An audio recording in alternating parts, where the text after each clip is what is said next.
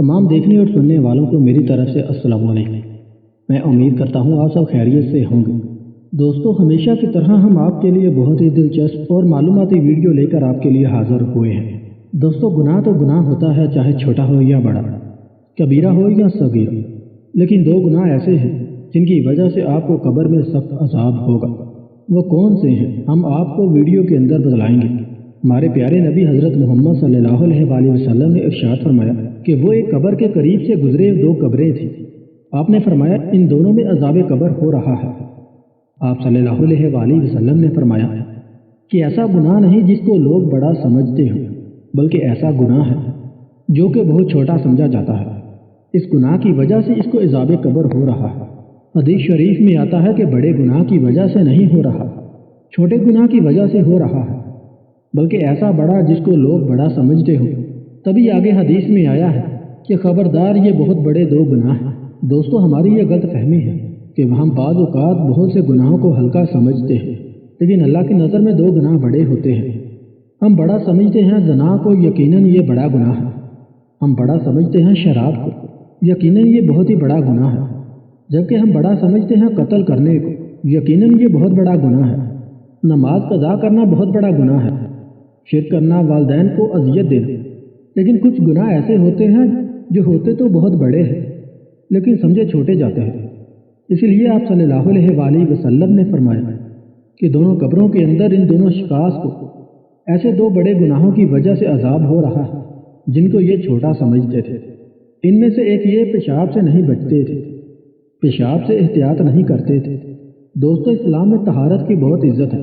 कहीं भी खड़े होकर पेशाब कर दिया और छींटे पड़ रहे हैं और आपको कोई फिक्र ही नहीं। रसूलुल्लाह सल्लल्लाहु अलैहि वसल्लम ने इरशाद फरमाया कि इनको जिन में एक शख्स को अज़ाब क्यों हो रहा है, यानी पेशाब से बेहतियाती की वजह से। दोस्तों, इस्लाम हमारे अंदर की सफाई भी और बाहर की सफाई पर भी बहुत जोर देता है। लेकिन एक बात को खूब याद रखें, आप तहारत के मामले में कहीं वहमी ना हो जाए, शक में ना पड़ जाए। वाशरूम के अंदर थोड़ा सा ख्याल करें कि आपको छींटे ना पड़।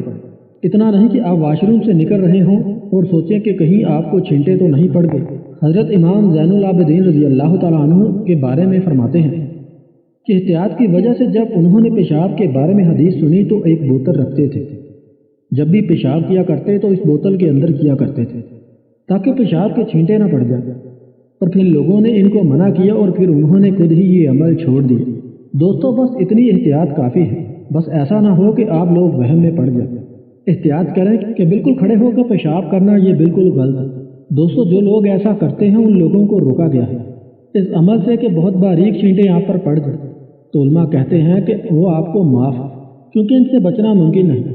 दूसरी कब्र में जो शख्स दफन था उसके बारे में आप सल्लल्लाहु अलैहि वसल्लम ने फरमाया कि ये शख्स चुगली किया करता था, इधर की बात उधर और उधर की बात इधर कह देता था। इस पर इसलिए अज़ाब कब्र हो रहा है। इससे पता चलता है कि जो लोग चुगलियाँ करते हैं तो वो सगीरा गुनाह के मुर्तकिब नहीं। हमारे यहाँ गुनाह को बुरा समझा जाता है, शराबी को तो बुरा समझा जाता है, लेकिन चुगलखोर को कुछ भी नहीं समझा जाता।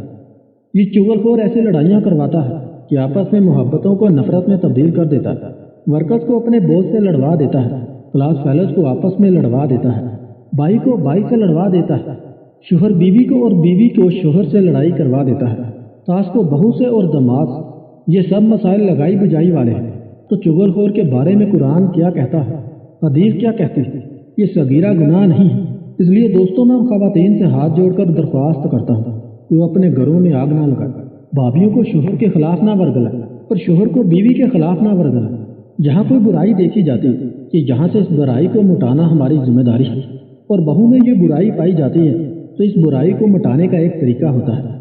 दोस्तों, अल्लाह ताला कुरान पाक में फरमाते हैं, लोग जब अक्सर सरगोशी करते हैं, चुपके से बात करते हैं, तो उसमें अक्सर खैर नहीं होती। खुलेआम जब बात होती है तो अक्सर गैर की बात होती है। जैसे बहुत से हमारे उलमा कराम बहुत अच्छी अच्छी बातें करते हैं, खुलेआम करते हैं, क्योंकि वो अल्लाह ताला के दीन को फैला रहे हैं। और अगर यही उलमा एक शख्स को साइड पर ले जाकर उसके कान में कुछ आपस में बात करें तो आसपास के जितने भी लोग होंगे तो देख रहे होंगे उनको ये कि मौलाना साहब, ये फलां शख्स आपस में क्या बातें कर रहे हैं, कहीं हमारे खिलाफ तो बातें नहीं हो रही। जब एक बहन बड़े मजमे में बैठी भाभी के बारे में बता रही होती है, हमारी भाभी चांद जैसी है, بہت زبردست، بہت خوبصورت ہے۔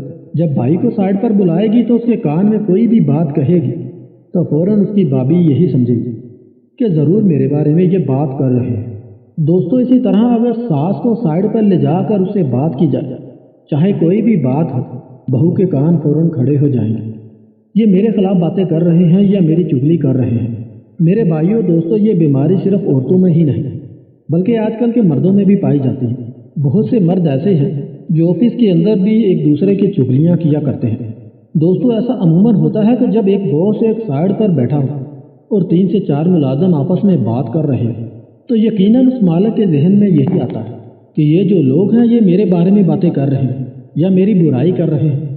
حضرت ابو سعید اور حضرت جابر بن عبداللہ رضی اللہ تعالیٰ عنہ روایت کرتے ہیں کہ رسول اللہ صلی اللہ علیہ وآلہ وسلم نے ارشاد فرمایا کہ غیبت کرنا زنا سے زیادہ برا ہے۔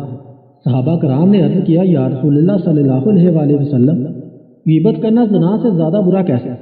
رسول اللہ صلی اللہ علیہ وآلہ وسلم نے فرمایا، آدمی اگر زنا کر لیتا ہے تو پھر توبہ کر لیتا ہے، اللہ تعالیٰ اس کی توبہ کو قبول فرما لیتے ہیں، مگر غیبت کرنے والے کو جب تک وہ شخص معاف نہ کرتا جس کی اس نے غیبت کی، اس وقت تک اللہ تعالیٰ کی طرف سے اسے معاف نہیں کیا جاتا۔